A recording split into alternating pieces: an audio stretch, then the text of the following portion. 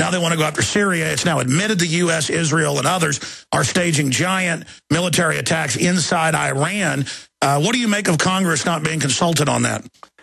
Well, unfortunately, that's been happening for a long time, and Congress is just totally negligent on this. And, the other night when they were talking about this in the debates, on what the president's responsibility is when they, shoot down or are able to get one of our drones. And the argument was, should we go in and get it, or should we just go in and destroy it? And I tried to get attention on that. My suggestion would be, why don't we avoid it by not sending drones over a sovereign nation just looking for a problem to start another war? I mean, they never talked about, the lack of wisdom of having been over there and losing a drone over a foreign nation which we consider an enemy. I just think that is it's a reflection of a policy that has to be changed. What's your view on the NDAA and the Inde Posse Comitatus and the declaration of the whole world as a battlefield? Yeah, well, I think the significant difference is not so much in what they have done, but the announcement and the arrogance of it all that they actually put it into law. Our government's been involved with our CIA and involvement in overthrowing governments, and this for a long, long time. And, of course, last spring, I guess it was in February, where the administration admitted that they could assassinate American citizens, and now they're putting it into law. So this to me is an extremely wrong way to go. This is a giant step. This should be the biggest news going right now. It's literally legalizing martial law. And yet, in our debates, how often does it come up? It didn't come up at all. And then the arrogance, and this is the one thing Rand got stopped, the arrogance of them trying to push through on their voice vote, that if you go through a trial and found innocent, the government wants the right to put you in prison for life anyway. And fortunately, they wanted to do that in voice vote, and he finally got a vote on that, and that was canceled out. But that is arrogance of the administration and neglect of the Congress in using their authority and responsibility, as well as the people. That's why it's up to so many of us now to wake the people up, because they don't probably realize the significance of it. But this is big. This is big. The monetary issue is big. All these things I've talked about. But this step where they can literally arrest American people, American citizens, and put them away without a trial. And you heard Lindsey Graham say, well, if they ask for a lawyer, tell them no lawyer for you. I mean, that is arrogant and bold and dangerous. Let's hope and pray that we can get that kind of stuff reversed. Congressman, we've only got a few minutes left with you here, and I wanted to continue looking at the presidential race. What would be the first three things that you would do, the first three goals, when you got into office, when you were sworn in January of 2013? Well, there are three big goals, but you might not be able to do as much all by yourself the first few days, but you could change the foreign policy immediately and send a message to the world that we are not looking for more wars. We're looking for, a more peaceful solution to the problems, and that is to start bringing our troops home, which would send a message that money is going to be spent at home instead of overseas, might send a message to the markets that things will be different. But then other than that, then it would be working on the budget to cut the spending. My proposal that if we're serious about this, we have to cut the budget. I want to cut it first year at $1 trillion. And the other thing that must be changed is curtailing the power of the Federal Reserve to monetize debt and get something passed where we can either or both, restrain the Federal Reserve to act on its own, to print trillions and trillions of dollars and bailing out everybody around the world, as well as a thorough audit of the Federal Reserve, and then find out, find out exactly what they have been doing, and then aim for legalizing the competing currency.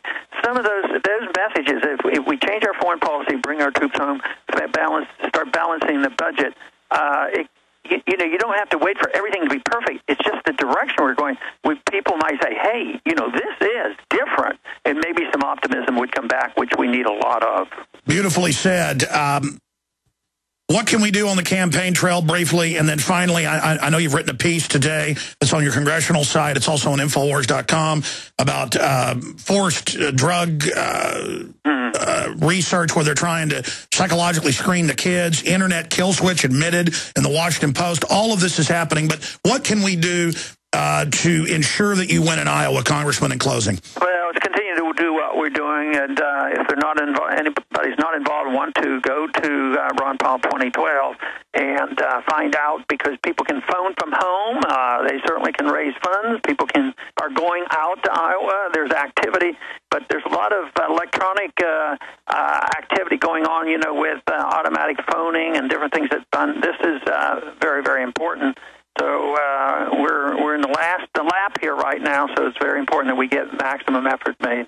I was about to say, now is the time for the maximum effort, and certainly I'm glad you ran again. Look at the incredible effect you and others have had since your last run 4 years ago. You've got a real shot if people believe and take action. Congressman Ron Paul, thank you so much for spending time with us, and go with God. Thank you, Alex. Thank you. Thank you, sir. Wow, there goes Congressman Ron Paul joining us today. What an amazing interview. I got to most of my questions, but I wanted to ask him, of course, and next time we have him on, I'm going to ask him, what's going to happen if he doesn't win? I mean, what's going to happen if the New World Order continues? The world government's now admitted.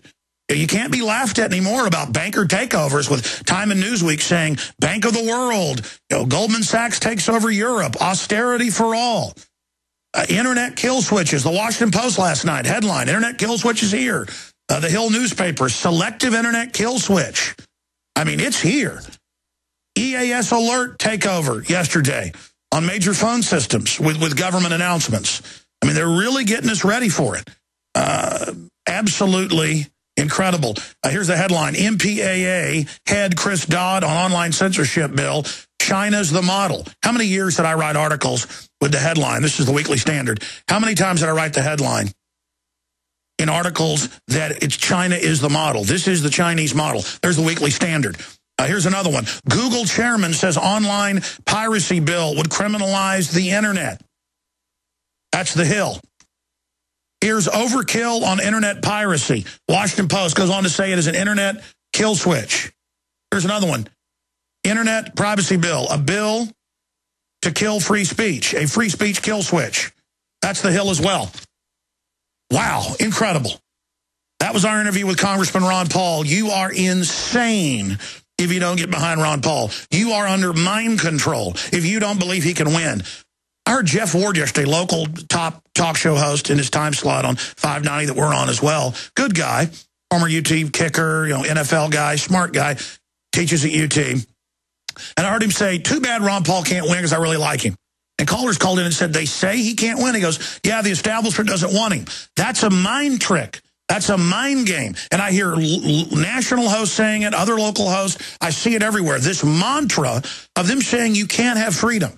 That's like an enemy psyop to say you can't win, you have been defeated, we are the Borg, you will be assimilated, resistance is futile. Your resistance is futile, tyrants. All your high-tech crud and all your mind control and all your semantical manipulations fail the minute people are awake to your scam. Doesn't matter how fancy it is anymore. When you know it's an illusion, the illusion falls. And it's time for people to break that trance. It's time for people to come out of your trance and wake up. Get behind Ron Paul, ladies and gentlemen. You can hear the energy in his voice. Get behind liberty, because win, lose, or draw, we win because resistance is victory.